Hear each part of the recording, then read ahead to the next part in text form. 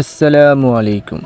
আপনারা যারা বাসাবাড়িতে করল্লা চাষ করতে চাচ্ছেন তাদের জন্য আজকে আমার এই ভিডিওটি। চলুন দেখে নেওয়া যাক কীভাবে করল্লা চাষ করবে। করল্লা চাষ করার জন্য আমরা প্রথমে একটি বাক্সকে ভিডিওতে দেখানো অনুযায়ী কেটে নেব। কাটা শেষ হলে নিচের দিকে একটু ছিদ্র করব। এই ছিদ্রটি করার মূল কারণ হচ্ছে মাটির নিচতল অবধি পানি দেওয়ার জন্য।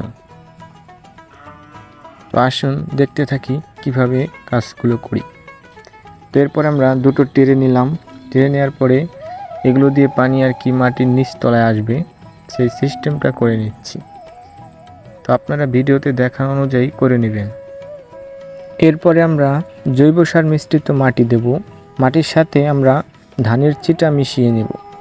আমরা যেভাবে কাজগুলো করছি আপনারা ঠিক সেভাবে করবেন, ইনশাল্লাহ অনেক ভালো ফলন পাবেন আমি আশা করি। এরপরে আমরা দুটো বোতলকে তাতাল দিয়ে ছিদ্র করে নেব। আপনারা দেখতে থাকুন ভিডিওতে আমরা কীভাবে কাজগুলো করছি।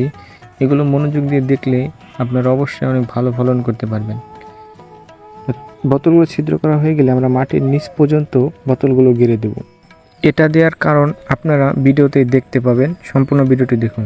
এরপরে আমরা আগে থেকেই চারাগুলো রোপণ করে রেখেছিলাম সেগুলো গেড়ে দেব। আপনারা যদি কেউ চারা রোপণের ভিডিও চান তাহলে অবশ্যই আমি আমার চ্যানেলে আপলোড করে থাকব।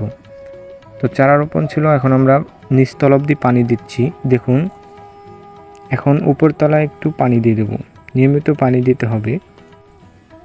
এরপরে আমরা যে বোতলগুলো কেটে রেখেছিলাম সেগুলোর মধ্যে বিভিন্ন শাকসবজির ছাল এবং ভাতের মাড় দিয়ে দেব। এগুলো দিলে গাছগুলো অনেক শক্তিশালী হবে। দেখতে পাচ্ছেন কয়েকদিনের মধ্যে আমাদের গাছগুলো অনেকটা লম্বা হয়ে গেছে। এখন আমরা এগুলোর জন্য মাচা তৈরি করব। দেখতে পাচ্ছেন আমরা কিভাবে মাচা তৈরি করি, আপনারা ভিডিও অনুযায়ী দেখতে থাকুন। আপনারা এভাবে না পারলে দড়ি দিয়ে দিতে পারেন। যেহেতু আমি ছাদ বাগান করছি তাই ছাদে দিয়ে দিলাম। এখন দেখতে পাচ্ছেন আমার গাছগুলো প্রায় মাচায় উঠে গেছে। মাচায় ওঠার সাথে সাথে আমরা মাথাগুলো ভেঙে দেব।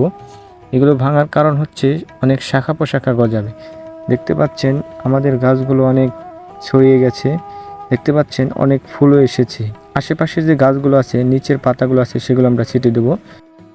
আর সেই বোতলগুলোর মধ্যে আরও কিছু দিয়ে দিলাম। এখন নিচতল অবধি আবার পানি দিয়ে দিচ্ছি।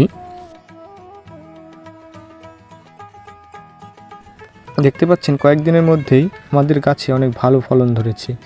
দেখতে পাচ্ছেন কি সুন্দর করল্লা ধরেছে। এখন আমরা কিছু ওষুধ দিয়ে দেব যেগুলোকে গাছ অনেক সুন্দর করবে।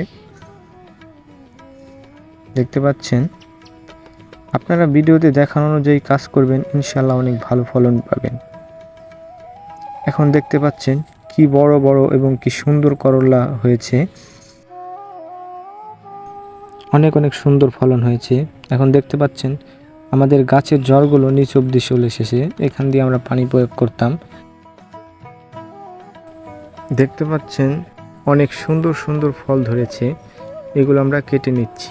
আপনারা যারা বাসা বাড়িতে অযথা বসে থাকেন তারা চাইলেই এভাবে বিভিন্ন প্রকারের শাকসবজি চাষ করতে পারেন। ধন্যবাদ সম্পূর্ণ ভিডিওটি দেখার জন্য।